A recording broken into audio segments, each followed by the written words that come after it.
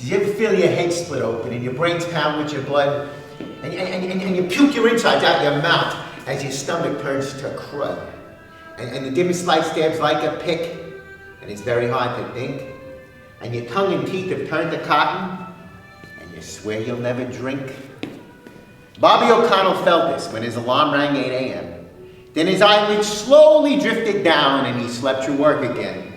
Buy me a beer, I'll tell a story about the night before. The night I drank more than I should, but Bob drank more than more. His eyes half-masked, his walk a wobble, he'd drink round after round. His face, but as his hair, his mind was nowhere to be found. Deep down East 3rd Street, Alphabet City, is the Edge, an Irish pub. Next door is the New York chapter of the Hells Angels Bikers Club, where palace bikes are lined in rows between parked cars and vans, where mammoth bikers warmed by fire spouting from garbage cans. The Doors, The Who, the Rolling Stones and heavy metal blast. Never show fear when you walk by, but always walk by fast. Inside the Edge, beside the bar, Bobby was busy drinking. With all that booze, he couldn't lose the sad thoughts he was thinking. So as his tears rolled down his cheeks, he tried hard not to think, because his tears were falling in his glass, watering down his drink. Oh God, sobbed Bob, to have 2 arms is such an awful fate. 2 hands in the mouth are not enough to drink at a proper rate. For if a man had 16 arms, it would be best by far. That's 15 hands for holding drinks and 1 to clutch the bar. And if a man had 15 mouths for drinking 15 beers, just 15 rounds and 15 nights might get me drunk for years. And though he tried hard not to think, his glass was full of tears. I was playing pool and drinking beers and getting very tired. And if Bobby slept through work again, I figured he'd get fired. I walked over, tapped his shoulder, but he just kept drinking beer. So I knocked him in the head instead and said, let's get out of here. So getting Bob to leave a bar is a slow and painful chore. Like lifting up a lifeless mass from the bar or from the floor. Bob, in a high-pitched, babbling brogue, said, whoosh, 1 more. For you, shoo-shoo. He said, then threw the old bartender 10. The old man caught it, said, you bought it. Then filled his glass again. A glass of rum.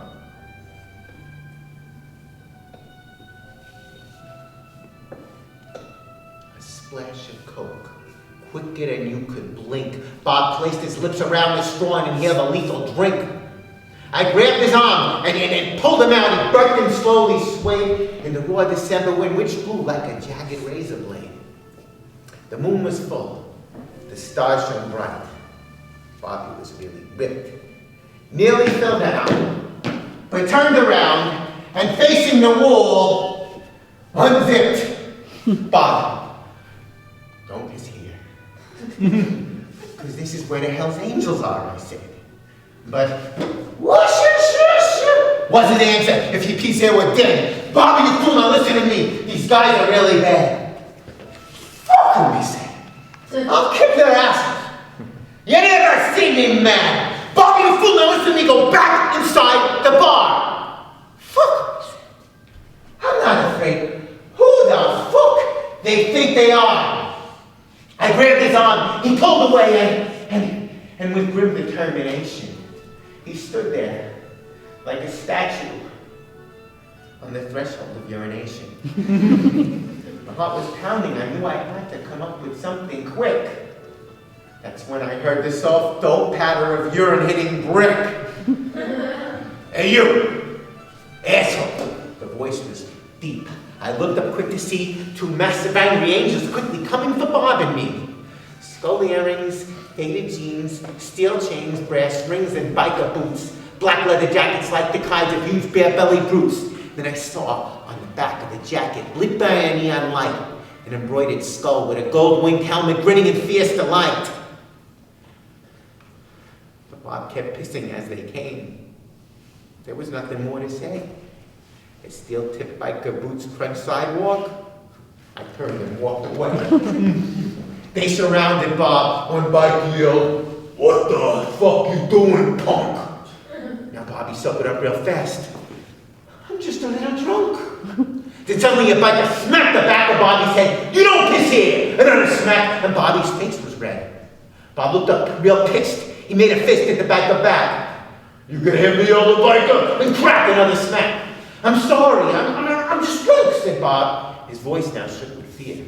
They were mad, about to hurt him bad. I had to interfere, not knowing what the hell to do. Pulse pounding painfully, I quickly walked toward the bikers. And one came quick at me. "Look, guys, he's really drunk," I said, my voice real calm and low. "Look, guys, he's drunk. We're really sorry." The bikers let him go. Couldn't believe they let him leave. Thought we were safe. And then Bobby began to yell real loud. The booze kicked in again. "Those fat, cocksucking, motherfucking bastards think they're tough. They looked up fast. I saw they heard we weren't far enough. Fat fucking bastards!" He was yelling, just barely on his feet. I grabbed him by his overcoat. I flung him down the street. I flung him fast around the corner. There were tears in Bobby's eyes. "Will you wait here for me?" he asked. "Will I beat up those guys?" "I'm not about to wait for you. I'm very strong," he said. "I'm gonna get those fucking bikers." But he passed out instead. So I threw him in a taxi and sent him home to bed. You ever feel your head split open and your brains pound with your blood? And you puke your insides out your mouth as your stomach turns to crud? And the dimmest light stabs like a pick and it's very hard to think? And your tongue and teeth have turned to cotton? And you swear you'll never drink?